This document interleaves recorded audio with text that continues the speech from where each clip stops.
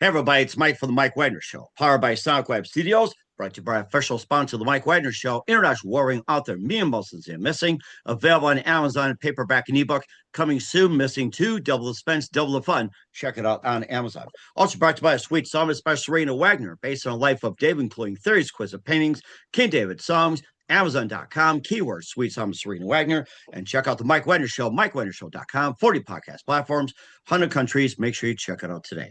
We're here with an amazing gentleman who's an LA-based writer, blogger, proud dad of two wonderful children, writes about adoptive parenting, fatherhood, gay families, faith, and spiritual growth. He was born in Moscow and a graduate of Cal State University, Long Beach, and also Stanford as well. He also teaches English and linguistics at LA City College and authored multiple academic book chapters, articles, taught workshops, and more. And also does some writing and been a teaching professor of 20 years. He has a new book out, which is a journey through foster adoptions to fatherhood. The book is called A Family Maybe. We'll see about that. Live, ladies and gentlemen, at Plus Studios in beautiful downtown Los Angeles, the amazing LA-based writer, blogger, proud dad, two children, and the book A Family Maybe, the multi-talented Lane Igoudin. Lane, good morning, good afternoon, good evening. Thanks for joining us today. I'm glad to be here, Mike. Like to be here.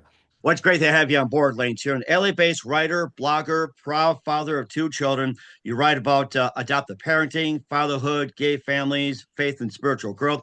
You were born in Moscow. You're a graduate of Cal State, Long Beach, and Stanford University. Teaches English, linguistics at Mhm. LA City College. And you've been a writer for quite some time as well. And your new book is a journey about foster adoptions, of fatherhood, and it shows the human side of public adoption. And what's that about with the family? Maybe we'll find out before getting on it, Lane. Tell us how you first got started. I'm sorry, say it again. No, tell us how you first got started. Go way back, Sherman, way back. How it all got started. You mean the book? Okay. Or actually just you in general, just going way back. Like go hop in the time machine. Okay. Hmm. Like starting off in Russia. Oh no, it's way way far back. Um well, Mike, I'm really happy, really glad to be on your show. And so, and I'd like to talk about my book, A Family Baby, but I wanted to know that this is the book that I never planned to write. As you Oh. mentioned, when you were going over my bio, I'm trained as a linguist and also, as an English instructor. That's what I do. And before I wrote this book, I had done quite a lot of nonfiction. I've done book reviews, music reviews, and things like that. But I never planned to write this book. What happened Mm. was that my husband at the time, he was my partner, and I decided to, you know, to have a family, to have children. And so at the time that we went into this process, there were multiple venues already available to us. There was international adoption, private adoption, surrogacy, and also foster adoption. And we chose to go the foster adoption route because we felt that we really wanted to help out the community just beyond us wanting to have children. So we were like very, very enthusiastic, very sort of proactive, very sort of clear-eyed, excited. And once we actually got into the system, and once the first child was placed with us, things began to go wrong. So Oh. it was at that point that I decided that I really need to document what's happening because there is nothing written about, when things go wrong, when you try to give a child a home. And so our story, which sort of which went on for about 3 years, the roller coaster that we were riding, um, was yeah, that's what it was. I didn't plan to write this book. I was like going into it, but I started to collect the material, and I was basically saving the faxes, the court orders, all the emails, photographs, what have you. So whatever happens at the end, because it was extremely uncertain. So whatever would happen at the end, I would want to share with other people so they would know what it's like to actually go into the system, what it's like to deal with children's courts because this is an area that which is closed off to the public. You can't just walk in into a court hearing in a children's courthouse. Um, and so we reached the end, you know, um, and then I couldn't write about it. Oh, So really? Why? because it was so raw, it was like, I just lived through this and now I didn't want to reopen all the wounds that were left. So I actually didn't write about it for another 4 years. And so in the meantime, the boxes with all the materials sat in my garage and I couldn't face them. So it was only after, like I said, a certain period of time, about 4 years, that I was able to actually go in and start sort of digging through and see how I can put a coherent narrative as to what happened while we were in it. So that's how the book came about. And so from that point on, I wrote for about 7 years and wrote and edited, and then I found a publisher, and the book came out about a year ago. And yeah, I've been talking about sharing our story. And so today, I'm really glad to be able to share our story with you and And your that's amazing as listeners. well too. And since you chose a foster route, what is the difference with the foster route, uh, with that and the international route, and also the surrogate? You mentioned the three of them, if I'm right, Four, actually, international, yeah. foster, and surrogate. What is the difference between the three, and what influenced you to go the foster route? Right. So the international adoption is when you travel to another country and bring a child from another country. And even though this was roughly, 15, 20 years ago, there were already countries which were open to gay individuals, more so than gay couples, but gay individuals to go in and adopt a child. And so this was one route. Um, uh, the second route was the private adoption, still is, by the way. This is a situation when a woman, sometimes a very young woman, sometimes a career woman, decides to basically carry the child to birth, but she doesn't want to raise the child, so she is looking for a family to place the child with, and usually to remain in some sort of a contact. So those situations are usually arranged through an attorney. They do not involve the state in any shape or form, and so there, it wouldn't be such a prolonged, I guess, situation as ours was. But yeah, so that's kind of a direct arrangement between the woman giving birth and the family. And then surrogacy, of course, we know what that is. We are, my husband and I were both, working professionals, so we could afford it, but it was not really a matter of affording something. It was really a matter of really giving a child or two, in our situation, a home, because we live in Los Angeles County, which has the largest foster system in the country, larger than New York. At the Mm-hmm. time that we went into the process, there were over 30,000 kids in Wow, Los Angeles County who did not have a family. thirty Just I thousand. just put it Oh my over goodness. 30,000. The number fluctuated. I think at the highest it hit close to 35,000. A few years later, it went down, and now it's been sort of trickling back up. Um, I think there's still around 20,000 kids, and back then, 30,000, that meant like one out of four foster kids in California was in Los Angeles, and that was also a pretty significant chunk of 500,000 foster kids across the United States. Today, we still have 368,000 kids in foster system, and to me, that's 368,000 kids too many I was because yeah, go ahead. I was just going to say that's a rather high number as well too. And of course, It's a public number. there's Mhm. just the obvious factors and everything, and it's kind of disturbing. And I guess it's like how how how do they manage to try to keep it down? What's the best solution? And I'm going to throw this out there: if you were run the foster care system, what would you do to try to keep the numbers down, or try to get the foster kids into homes much quicker, and with all the legal tangles and everything? I mean, what Well, would you I'm do? all for it, and I think that's what our story illustrates. The thing is, actually, the federal law, which has been around since the mid 1990s, sets out this kind of a two-pronged approach for the child that's been taken into the system, because and there are a lot of misconceptions I think about the system. Believe me, the state does not want your children. They have so many. It's so expensive. It's such a burden on the state that if they have to remove a child from a home, there's usually some important reason. If the child can't go back right away, the reason's been resolved, then actually the federal law sets out like I said, a kind of a two-track approach where one is returning back to the biological family, and that's something of course we all pray for. But also, this is what's called the concurrent track is what will happen if the child, is unable to go back, because of whatever situation that is there.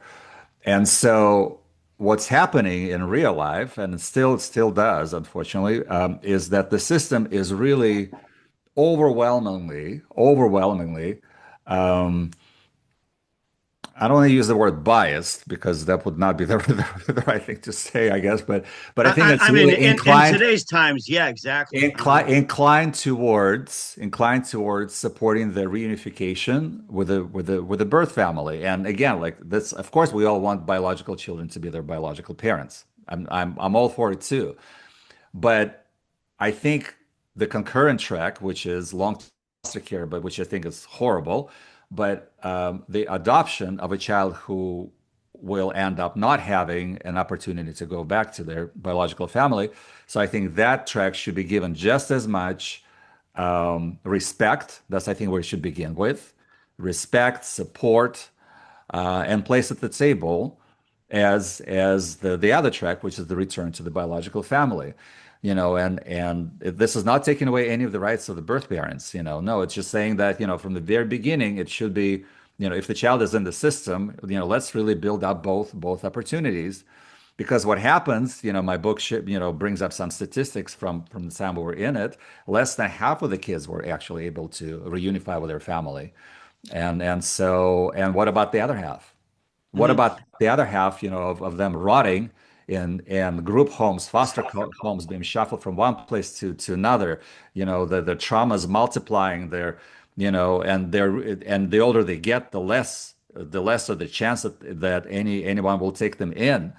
Should I even cite the horrible statistics of what happens when they make it to the adulthood? 3% of them only go to college. A third of them end up in the criminal system. I mean, is this the kind of a situation that we really want to have? So what we encountered was that as a foster adoptive family, we were treated as unwanted, less than.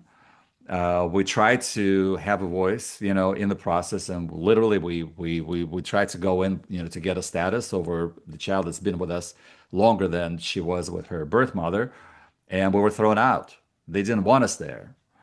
And so I think in some ways the way we were treated was really the driving force behind my book, because I thought, I I think I poured my, I guess at the time, anger, or into telling the story.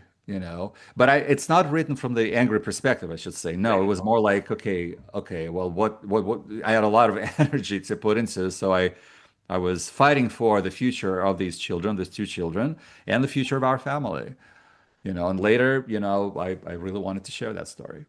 And I think you got a great story to tell. I'd like to hear more about your children with Lane Igoudin of A Family Maybe. But first, listen to The Mike Wagner Show at themikewagnershow.com, powered by SoundCloud Studios. Visit online at soundcloudstudios.com for all your needs. Look at a professional website without breaking your budget. SoundCloud Studios is the answer. SoundCloud Studios offers fast, affordable custom web designs that blow the competition away. Call today, 1-800-303-3960. It's 1-800-303-3960, or email to support@sonicwebstudios.com. Mention the Mike Wagner Show. Get 20% off your first project. Sonic Web Studios. Take your image to the next level. Also, time to give an official shout out to our official sponsor of the Mike Wagner Show, international warring author Mia Molson-Zia. If you love fast-paced mysteries, you'll love Missing by Mia Molson-Zia, available on Amazon, a paperback and ebook. Missing is fast-paced and intriguing with an unforgettable twist. Takes place in 4 countries, 2 strangers, 1 target, where truth is illusion and those who love be the first go missing. It's available on Amazon, a paperback and ebook. Missing by Me and Molson Z. It's got great reviews. And Eve 11 endorsed by Howard Celebrity, including Jonah Cassie, Forrest Riley, and many others. So grab your copy today for It Goes Missing by Me and Molson Z. Available on Amazon. Coming soon, Missing 2, Double the Suspense, Double the Fun. Check it out on Amazon. Also brought to you by Sweet Psalmist by Serena Wagner, based on the life of David, including theories, quiz of pains, and King David Psalms. The Sweet Psalmist gives new perspective on the life of David through Psalms he wrote and times of shepherd where it started, and complicated yet turbulent relationship with King Saul. His story of love, betrayal, repentance, hope, and more. Check out the Sweet Psalmist by Serena Wagner on Amazon. Keyword Sweet Psalmist Serena Wagner. Also, check out the Mike Wagner Show at the MikeWagnerShow.com. 40 podcast platforms. Heard in 100 countries. Take us with you on any mobile device. Follow us on Facebook, LinkedIn, Instagram, Twitter, TikTok, and more. And check out our merchandise on the Mike Wagner Show Amazon. Merchandise, t-shirts, pop sockets, throw pillows, tote bags, hoodies, Amazon.com. Keywords the Mike Wagner Show podcast for great merchandise and more. And for more merchandise, Amazon.com/Me and Molson Zia. Great books and more. And support the Mike Wagner Show on Anchor FM, PayPal, and the MikeWagnerShow.com. We'll hear amazing LA-based writer, blogger, and proud dad, two children, Lane Igoudin, here on the Mike Wagner Show with a family maybe. Before you get back to your book, you're a proud dad, and I'm very happy for your two adopted children. We'd like to hear about your two kids, first of all. We're actually very excited. Oh, well, at the time they were a 1-year-old and a newborn and their sisters. Um, and today they're young ladies. They're now young adult women. And so we're very, very proud of them. We're happy for them. We're actually empty nesting because our older daughter is working at the theme park here in Los Nice. Angeles. She graduated high school. She is very, very bright and very driven. Our younger daughter is away at college. Oh, Sh nice. she is at a yeah, she is at yeah, she has a pretty prestigious school. She's studying environmental science. So yeah, and but we're still a very closely knit family because, like I said, one of our kids lives near us, and the other one, the college is not far. So she comes home every couple of weeks. As a matter of fact, we're meeting tomorrow. It's her birthday. Happy So birthday. yeah, thank you. Well, yeah, I'm sure she'll thank you. So the four of us are well, having well, brunch, she'll give thanks to everybody who wishes her happy birthday. So she's Yeah. happy for it. Yeah, but every birthday is a milestone. It's a milestone for them, but it's also a milestone for us as a family because I remember the first, the second, and the third of both of them.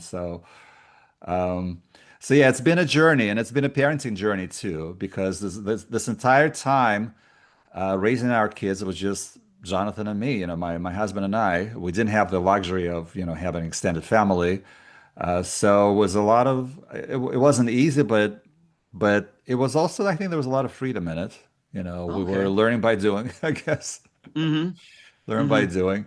Um, and the kids, what I noticed is that they're always kind of like one step ahead of you.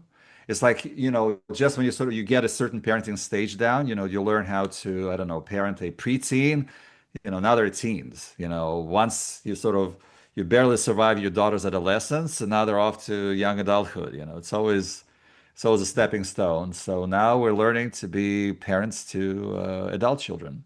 So Mm, that's the new. that's a great story you've got right there. Of course, you talked about some of the adoptive families; their stories haven't worked out. But I guess my question is, what made you adopt those two children? Was it like a criteria you had to meet? Was it based on like certain questions? What was that one moment that simply said, "I would love to have these two wonderful daughters"? When I when it care about comes that. to adoption, of course, it doesn't just happen. It's something that you plan.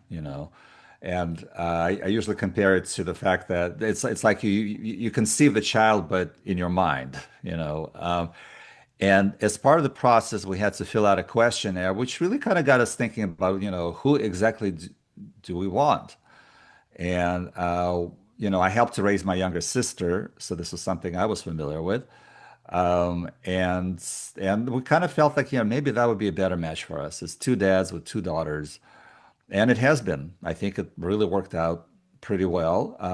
Sometimes I get a question, did your daughters feel stigmatized because they have gay parents? Never. And I'll be Mm. just completely honest, never. If anything, I think it gave him some sort of a kind of a like that it's cool, because I Right. think Yeah. there's a And this is like what, 20 years ago or something like that when it was somewhat yeah, controversial. Now it's okay. So I mean, you pretty much learn from that kind yeah. of trailblazing. I mean, given that we're also living in the second largest city in the country, it's a very Mhm. liberal environmental, but it's I think it's a little bit more than that. I think there's a certain idea of the relationship between the father and the daughter, where the father is sort of a spoiler, the giver and all that. So when you have not, one father but two that are, they're worshiping you, that's isn't that great? In real life, it's not quite like that because I think we're parents just like anyone else. We're demanding, we're in some ways controlling, but also extremely supportive. So all of that comes into play. Um, so no, honestly, I believe that, it takes, and this I think in some ways, I think that's probably one of the core messages of my book, because what you see there is a certain tension about the question what makes someone a parent? Is it just your, biological connection to the child, or is it the raising of the child, which in the case of our kids was completely separate. We are not the biological parents of our children, but we're the ones who raised them, and as in our younger daughters since birth, straight from the hospital. So who lays a stronger claim to the child, the one who to whom the child is biologically related, or the one who's actually been there for the child 24/7 around the clock, right? Week after week, month after month, year after year. So I think and in that sense, yeah, that's I think that's one of the main points of our journey. Hmm. Also, too, with the daughters that you adopted as well, too. What was the background of the parents?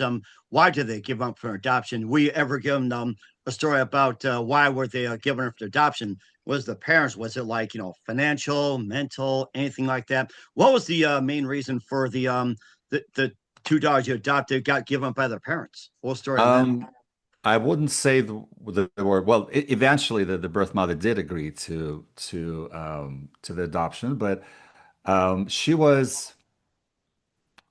Let me just put it this way: she was very, very young, too young, and alone. Oh, gotcha. Okay. And she had a lot of issues that she really needed to resolve to be able to live independently, to take care of herself.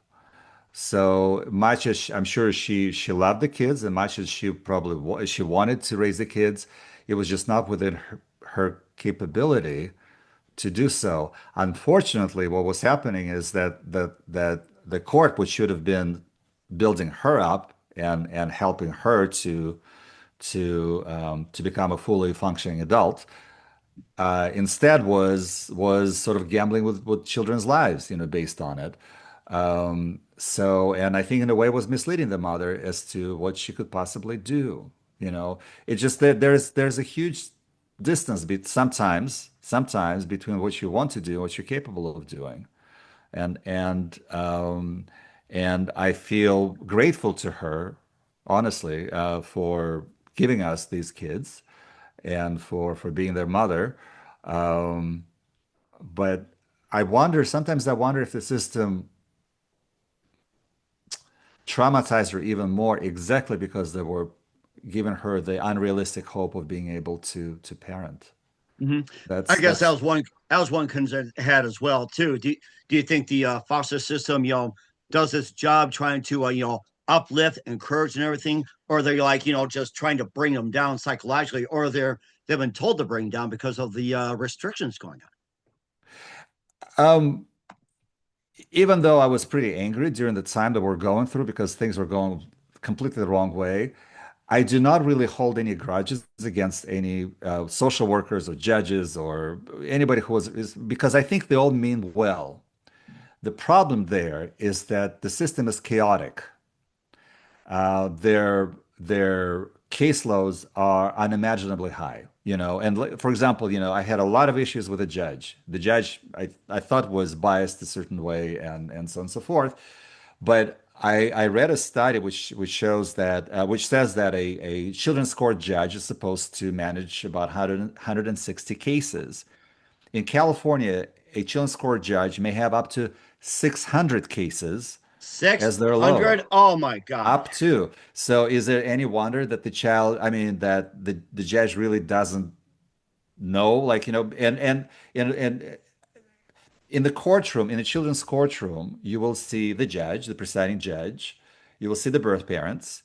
You will see and with their counsel, so with their attorneys each, right? So that's already five people. You add in the the county council, which represents the county, in our case of Los Angeles, and represents the interests of the county. That makes sure that the county is not at fault over anything that's going on. Then you get the children's attorney, and we have two kids, it could be two.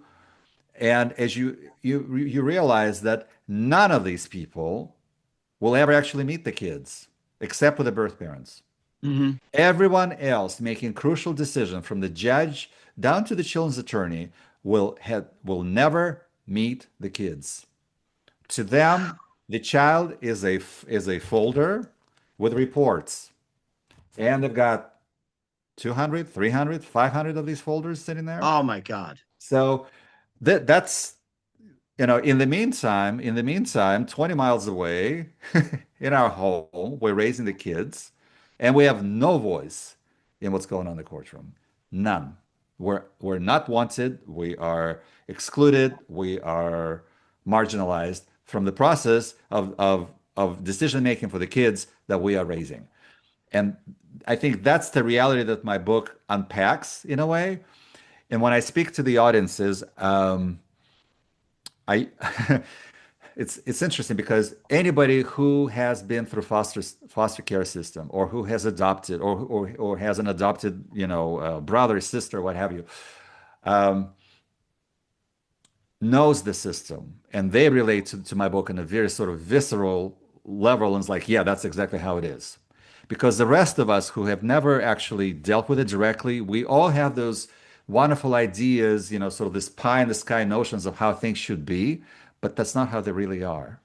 Hmm. Right. Um, Yeah, and plus too, Andy, you can also read more about in the book if you want to maybe read a chapter, some of the chapters well too. sure, I'm gonna sure, let I'll you be pick. happy to. And by the way, we'll get to that in 1 minute with Lane Igoudin. You listen to the Mike Wagner Show at the MikeWagnerShow.com, powered by SoundCloud Studios, brought to you by official sponsor of the Mike Wagner Show, international warring author, me and Moses missing, the Sweet Psalmist by Serena Wagner, based on the life of David, Amazon.com, keyword Sweet Psalmist Serena Wagner. We'll be back with author Lane Igoudin of A Family Maybe after this time out. We're back with author Lane Igoudin of A Family Maybe here on the Mike Wagner Show, and gave us a synopsis of the adoption process and his daughters and everything else, and the whole story. Now, speaking of the stories, Lane, why don't you go ahead and pick a chapter, read some of the chapter excerpts from your book, A Family Maybe. We like to hear more about it. Well, I think your microphone is off, Lane. Your microphone is off. My Okay, apologies. now we're back on. So, okay, can you hear me now, Lane? Yes, yes, I can hear it perfectly. Okay, it's like we were cut off for a minute. So go ahead here. So, Okay, so my book is called The Family Maybe, and the very first chapter is called Curbside Delivery. And just to give you the background, the day was 666, June 6, 2006. And my partner, Jonathan, and I were waiting for a very unusual delivery. It was on a hot, early summer afternoon, just before the breezes would begin blowing inland from the ocean, that Jonathan shot me an irritated sideways glance. Where is she? Didn't she say early in the morning? That was hours ago. What's taking her so long? A 6'3" athlete, my partner Jonathan was lining up daisy patterned onesies and burp cloths by the bassinet in the baby room. I heard him vacuuming this room earlier, and before that, tidying up the crib and the toys in the baby room upstairs. Patience, dear, I sighed. Give her a few more minutes. She should be on her way. Like John, I was trying to control my anxiety by being useful, yet I couldn't help rushing to the window every time I heard a car drive by. Jackie Willis, our designated Los Angeles County social worker, was neither here nor responding to my calls. Did the county change its mind? Did they release the baby to her mother, Jenna? We've been living with this uncertainty for months. Jana was due around Memorial Day, which is we just had, by the way. You can, Right. but It with fits perfectly too. So fits perfectly. It's a Memorial Day story. But with office closures and Jackie out on medical leave, the baby could have gone to the wrong home. But that Memorial Day, I received a phone call from Babushka, my Russian-speaking grandmother. Mazel tov, she announced. Your Jana gave birth today. How on earth did you know that? You've heard nothing from the county. I just know, she said. Так что не волнуйся, сам увидишь. Don't worry, you'll see it for yourself. I relayed her announcement to Jonathan, and he chuckled at my dear 84-year-old grandmother, our closest ally in the family. I chuckled too, but deep down I felt even more anxious. What if she was right? I had no experience raising a newborn, nor did John. Zero. We'd been trained and certified that I was all just textbook learning. Were we really about to become caretakers of a tiny, fragile life? 100%, 24/7? What were we getting ourselves into? 3 days later, a social worker called from the hospital with the news that the baby had been born on Memorial Day, just as Babushka had said. But she couldn't be released yet. She had sepsis, a potentially fatal blood infection, and had to be put on medication. Ooh. Other arrangements had already been made by Jackie's Department of Children and Family Services. The newborn would not be released to the mother. Instead, she would be detained, that is, put in the court's protective custody and placed with us as her emergency foster home. The baby would remain with us as her long term foster parents, while Jana would be given an opportunity and resources to reunify with her child. Sepsis made it easier for the county to carry out its plan. Jana recovered quickly and was discharged home to continue, as we were told, with her drug rehab and counseling. Meanwhile, the baby was improving on antibiotics while the court, on the DCFS request, formally detained her. But Jana came back to breastfeed, and the nurse leaked the secret. Devastated and desperate, Jana refused to leave, pleading with the staff to let her take her baby home. Would you like me to continue? Yeah, I think that would be really interesting as well. And I can understand the attachment of the mother, the baby, and everything like that. And of course, I guess the question is during that time, is the real mom allowed to still be in touch with you, or is it just like they said, no, you can't touch or talk, I should say? Well, ours was a closed adoption, and it was really not our choosing in a way, because all of that was decided before we were let into the process to become the adoptive parents of the children that we've been raising. So, no, there is no contact. There is no contact. If the children ever want to find their birth parents, they can, approach the county, ask to see their cases. So that's their choice. Yeah. Okay, but I was going to ask too that were you given information about the actual birth mom, and we allowed to contact her as well too? Were you allowed to do that, or did the courts tell you no? Oh, she is very much a part of the book. I mean, the Okay. process was yes, yes, because basically as what you'll see how the story will develop when the child is being brought to our house, and at the end of the chapter, I'm sitting on the couch feeding the baby, giving her first feeding, and Jonathan gets up, picks up his car keys, and heads out to the daycare to pick up the baby's older sister, and that's the end of the Hmm. first chapter. So that kind of gives you a snapshot as to where we are in this process. We had many, many, many visits with the birth mother and with the birth father of one of the kids. And so we did get to know her very well. And we also got to know the birth father as well and his family. So, and I try to withhold any sort of commentary as to what I think and what I feel about them. I just try to portray what was happening and what at the visits during the contact and things like that, because I was just documenting what was going on, so the reader can make their own conclusions about the situation. Okay, and of course, what's the message you want to tell people that like say about adoption? You can adopt, be careful, or what to expect and everything. What do you want readers to get from the book, man? Even though my book is pretty dramatic, uh, it's a thriller, and it was not meant to be, but that's what it ended up being. Um, it has a happy end. And I want your listeners to really focus on that happy end. Yes, we went through a pretty difficult ordeal, but it was worth it. It was worth it. We're so blessed that we have our children. And I would not want anyone to get discouraged or in somehow sort of lose heart over it. What I would say is that just make sure that you learn about the process. Though you read, you meet with other parents, you go to the orientations and all these things because the system is complex. It has many parties involved. And and that's something that I feel like, we should have done more before we went. Yes, we got certified, home study, parenting classes, that was all fine, but we really didn't understand the system until we were fully in it.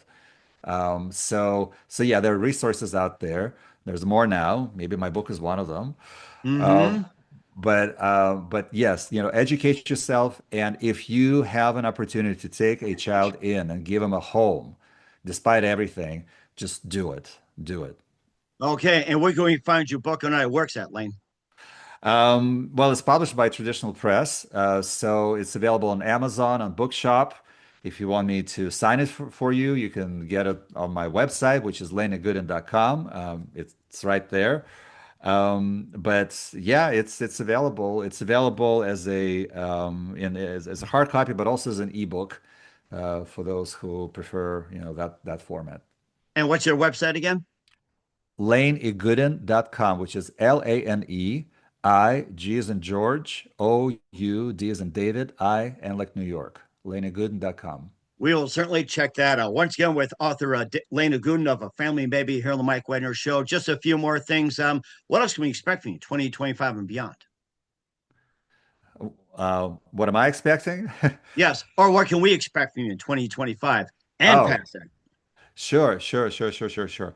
Um, well, last year I had a pretty busy book tour. I spoke at 12 different places from Portland to Los Angeles to Mexico City. Oh, wow. Okay. I'm actually continuing. I just gave a pretty big author talk, and there will be another one later this summer in of all places in Jerusalem because I'm going Oh, my goodness. in just a couple of weeks. Um, and but what's happening is there's a lot of interest in this story because there's a lot of interest I think in the world of child welfare, especially from the angles that people are not quite aware of, and given the magnitude of the issue of the problem and so many ethical concerns about it. So I've been pretty. I think I told you before the interview. I think this is my 23rd interview this year. Correct. Yeah. And of course, more to come and getting more people educated, especially with Yeah. the state of the situation in the United States and the world Yes. today with children. Yeah, yeah. But I'm also another project it's been an ongoing sort of a labor of love for me is writing about mindfulness and spirituality from the Jewish perspective. And really what brought me into it is, we raised our kids with faith. That was a given. But parenting itself, kind of becoming more I will use the word mindful of the way I parent instead of being reactive. That was another sort of driving force for me to write more about it. So I've been publishing quite a bit about the sort of the intersection between spirituality, mindfulness, spirituality, and parenting. And so I have a free monthly newsletter. I would invite anyone to check it out. It's called Blessing the Sea, which is one of the traditional Jewish blessings, and in which I bring in and comment on various sources which relate to this, like I said, this intersection of parenting, mindfulness, spirituality, faith in daily life. And you also use it in your blogs as well, too, and being Yes, a yeah. writer as well. Yes. Yeah, yeah, yeah. A couple of the articles came out recently. One of them was, I mentioned to you that we are empty nesting. So I published an article in a Jewish journal here in Los Angeles about empty nesting from a spiritual perspective. What it actually means. If you are a person of faith. So that's kind of a thing that's been important for me recently. So that might be my next project. Oh, that'd be wonderful. Looking forward to that with Blessing to see I'm Maureen. Who do you consider biggest influence in your career? I'm a nonfiction writer. I do not invent things, but I'm very interested in life and observing life. And I would say the one writer that's been a major, major influence on me is Joan Didion. because she really takes a sort of like microscope to the society, and she was, unfortunately, she passed away recently, able to look at life from very, I would say, sharp but very unusual angles. And the way she writes also influenced me a lot. So I would say in terms of nonfiction, she's been my primary influence. And certainly amazing. And what's the best advice you can give to anybody at this point? Um, well, if your listeners are considering adopting kids or they know someone, I think I would like them to not to lose hope, but actually, like I said, learn more. And um, I don't think it's a very good question for me. Oh, that's perfectly okay. It can be in general, or simply say, just do it, or be positive, everything like that. But I think that's really Okay. good advice as well. We want Okay. people to do that. So, yeah. Okay. We can rewind it then. Okay. So the advice that I would give your listeners is that if you are considering adopting for foster care, just do it. But in general, if I'm asked, what does a child need? I would say the child needs love and commitment, and that's where it should come from. But you know what else I would also add to it? If you are in a couple, as a couple, you this is where it begins, and I think you really, you know, from what I learned from my experience as a parent, that our family begins with the relationship between me and my partner. So uh, I need to pay attention to them. Don't take them for granted. I need to love them and give them more. So basically, care about your partner, and that peace between you and your partner will bring the peace that your kids will know in your family. And I think that's a really good point as well, too. Very wonderful. Here with the amazing author, Lane Igoudin of A Family Maybe here on the Mike Wagner Show. Lane, a very big thank you for your time. You've been absolutely fantastic. Learned a lot. Thank you, Looking forward Mike. to having Thank you. soon. And don't forget to keep us up to date. Keep in touch. Love have you back. And maybe your daughters can come on and talk as well, too. You're welcome to join on the family thing. And one more thing, what's your website? How do people contact you? Where can people purchase or check out your book? Okay, my website is laneigoudin.com, LANEIGOUDIN .com. But my book, A Family Maybe, is available on basically any book selling website, such as Amazon, Bookshop, Barnes and Noble, even in some stores too, I noticed. So if you get my book, if you would like to reach out to me, by all means, I love, love, love hearing from my readers. We will certainly do that as well. Once again, Lane, a very big thank you for your time. You've been absolutely amazing. Looking forward to having soon. Keep us up to date. Keep in touch. Love to have you back. We wish you all best. And Lane, you definitely have a great future ahead of you. Thank you, Mike. Thank you.